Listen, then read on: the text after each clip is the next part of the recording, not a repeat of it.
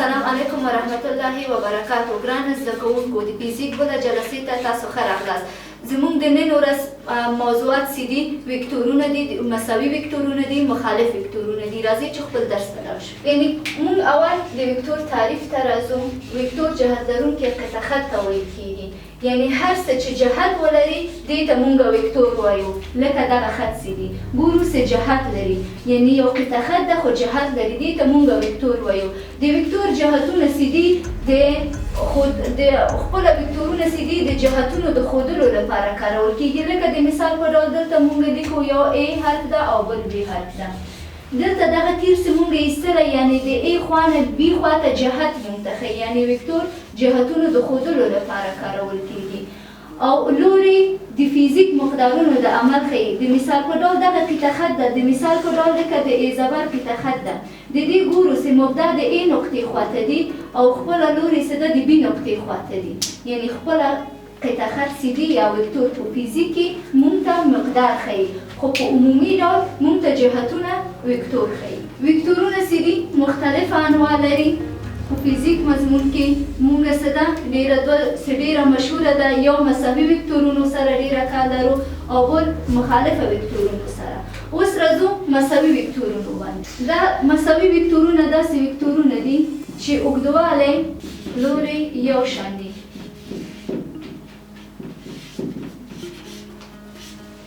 د مثال په ډول یعنې مساوي وکتورونه داسې وکتورونه دي چې اوږدوالی او لوري یو شان وي. دوه وکتور باسو د بېلګې په ډول، دې ته وایو چې A وکتور او بله وکتور چې باسو دې ته وایو د B وکتور.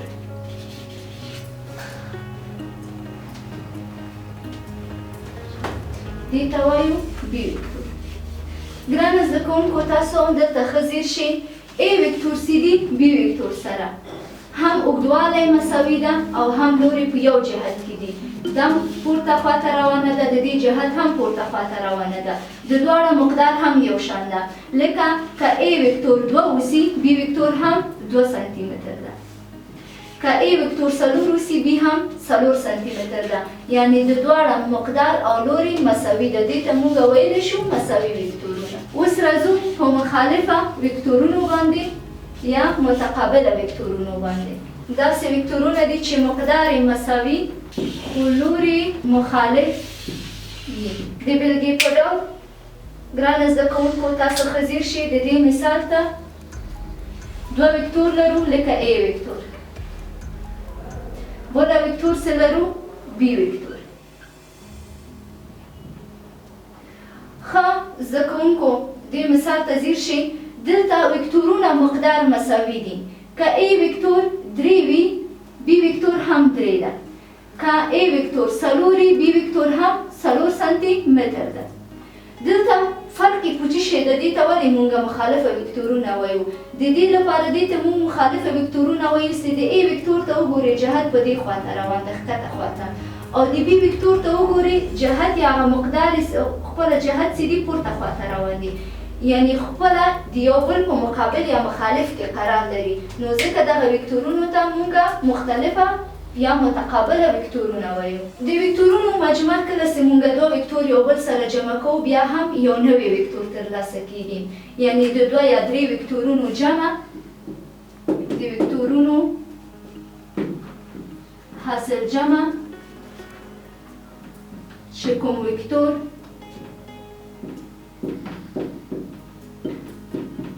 مونږ ترلاسه کوو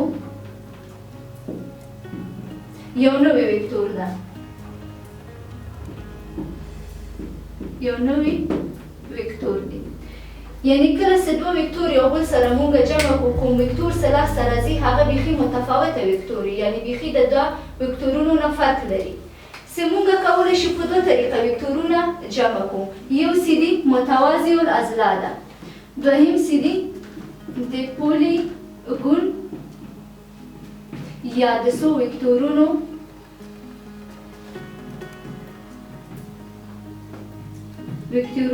جمع ده.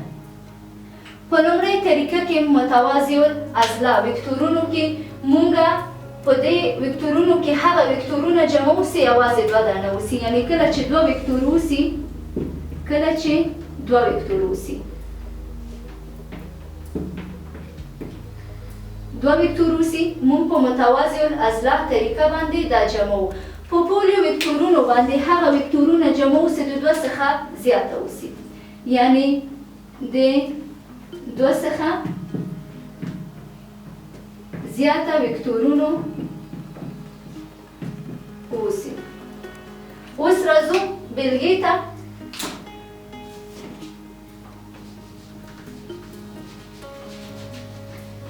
اول سیدی متوازی الاضلاع وکتورونه وایو. خزیر شګرانه زده کوونکو که موږ دوه وکتور ولرو، د مثال په ډول دا A وکتور شو، دا هم B وکتور شو.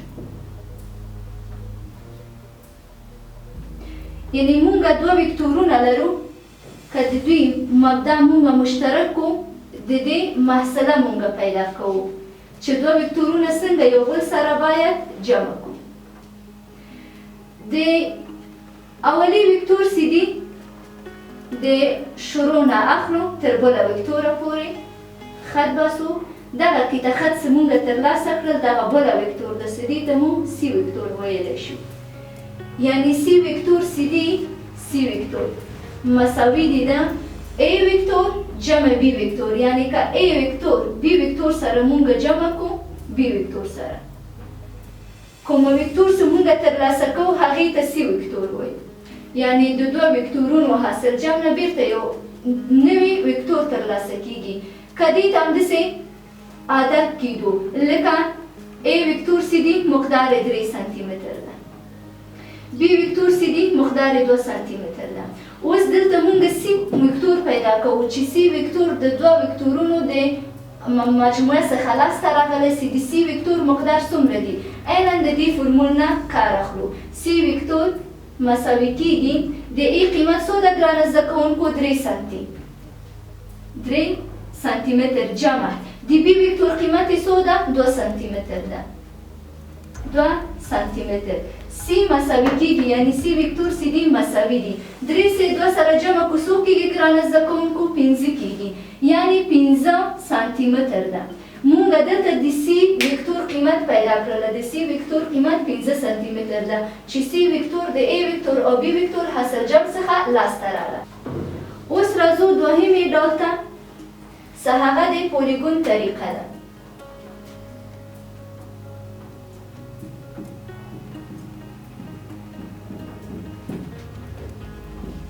د پولیګون طریقه یعنی د څو وکتورونو جمع.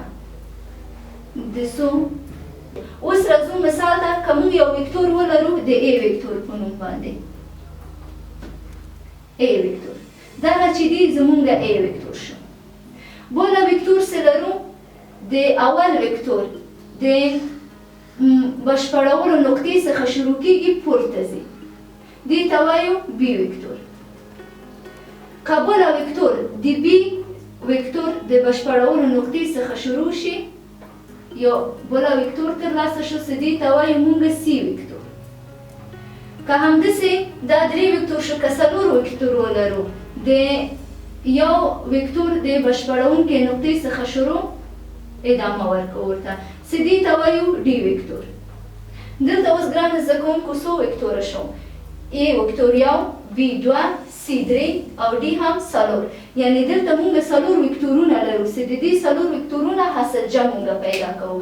د پولیګون په طریقه باندې کله چې موږ غواړو چې د څو وکتورونو د مجموعه موږ پیدا کړو، د اول نقطه د اول وکتور سیدی مبدا په نظر نیسو. دغه نقطه ته چې تاسو ګورئ دا د اول وکتور مبدا ده، او بل دغه وکتور ته چې ګورئ د آخري وکتور د بشپړونکې نقطه ده. یعنی کله چې موږ د دغه 4 وکتورونو محصله پیدا کوو، د اول وکتور د مبدا څخه شروع د آخري وکتور بشپړونکو نقطې پورې رسیږو. چې دلته کومه وکتور موږ ترلاسه کوو، د مثال په ډول دې ته وایو R.